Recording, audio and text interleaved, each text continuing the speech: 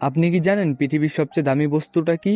5.5 billion টাকার ঘড়ি কিংবা 7.5 বিলিয়ন টাকার ফেরারি গাড়ি না, এগুলো শীর্ষ 10-এর কাছেও নেই। আপনার বিশ্বাস করতে কষ্ট হবে, এমন এক পদার্থ আছে যার দাম এতটাই বেশি যে ইলন মাস্ক চাইলেও তার সারা জীবনের অর্থ দিয়ে সেটা কিনতে পারবে না। শুধু ইলন মাস্ক একাই নয়, যুক্তরাষ্ট্র কিংবা কানাডার মতো দেশগুলোর জিডিপি মিলেও সেগুলো কেনার মতো অর্থ হবে না। এমন কিছু বস্তু আছে যা আপনার কাছে যত কোটি টাকা সম্পত্তি থাকুক না কেন, আপনি তা হাত দিয়েও ছুঁতে পারবেন না। তো চলুন দেখা যাক পৃথিবীর সব থেকে কিছু মূল্যবান জিনিসপত্র। মার্সিডিজ ব্রেন্জ 300 এসএলআর 1955 সালের এক পুরনো গাড়ি। এটা এতটাই বিরল যে বিশ্বে মাত্র 2 পিস আছে। সম্প্রতি একটা 300 এসএলআর নিলামে বিক্রি হয়েছে প্রায় 16 বিলিয়ন টাকায়, যা এটাকে ইতিহাসের সবচেয়ে ব্যয়বহুল গাড়ি বানিয়েছে। কিন্তু চমক এইখানেই শেষ না, এটা বিক্রি হয়েছে গোপনে একটা ব্যক্তিগত নিলামে। ভাবুন তো, কেউ একটা 16 বিলিয়ন টাকার গাড়ি কিনে সেটাকে লোকচক্ষুর আড়ালে লুকিয়ে রেখেছে। হ্যাঁ, এটা এতটাই বিরল আর ঐতিহাসিক গাড়ি যে মালিক তার রাস্তা না নামিয়ে তালাবদ্ধভাবে লুকিয়ে রেখেছে, যেন এই অমূল্য সম্পদ তার চোখের সামনেই থাকে।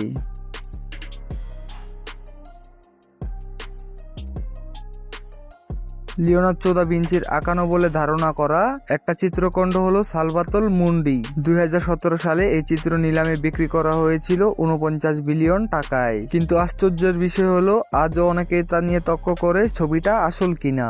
অনেক বিশেষজ্ঞের মতে এটা দা ভিঞ্চির কাজ পুরোপুরি নাও হতে পারে, হয়তো তার স্টুডিও শিল্পীরা এটা এঁকেছে আর দা ভিঞ্চি শুধু কিছু অংশই সম্পূর্ণ করেছিলেন।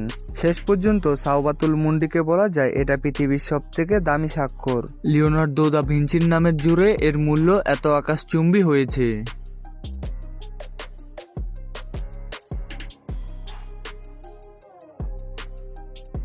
লিওনার্দো দা ভিঞ্চির আরেক অমূল চিত্রকর্ম হলো মোনালিসা। অবাক করা ব্যাপার হলো এর আর্থিক মূল্য নির্ধারণ করা যায় না, এক কথায় এটা অমূল্য। 1962 সালে মোনালিসার বিমা মূল্য ধরা হয়েছিল 11 বিলিয়ন টাকা, যা আজকের মূল্যে কয়েক হাজার বিলিয়ন ডলারেরও বেশি। কিন্তু এই ছবি ফ্রান্সের জাতীয় সম্পদ হিসেবে ঘোষিত, তাই কখনো এটাকে বিক্রি করা যাবে না। মজার ব্যাপার হলো 1911 সালে লোহার জাদুঘর থেকে যখন এটা চুরি হয়েছিল, সেই নাটকীয় ঘটনায় মোনালিসাকে রাতারাতি বিখ্যাত করে ফেলে। ফিরে পাওয়ার পর মোনালিসা আজ পৃথিবীর সব থেকে বিখ্যাত চিত্রে পরিণত হয়েছে। মোনালিসা কারো বিখ্যাত মালিকানায় যাবে না, দেশের সম্পদ হিসাবে আজীবন থেকে যাবে।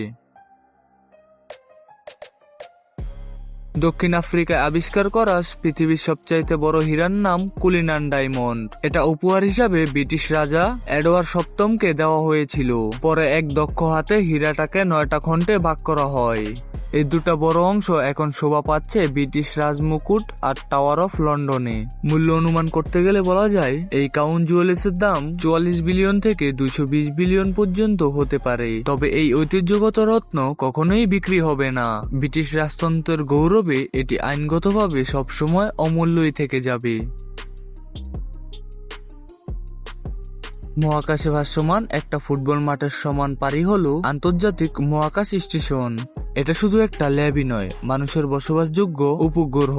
ভিতরে রয়েছে 2টা বাথরুম, একটা জিম আর 360 ডিগ্রিতে পৃথিবী দেখার জন্য একটা বড় কাঁচের জানালা।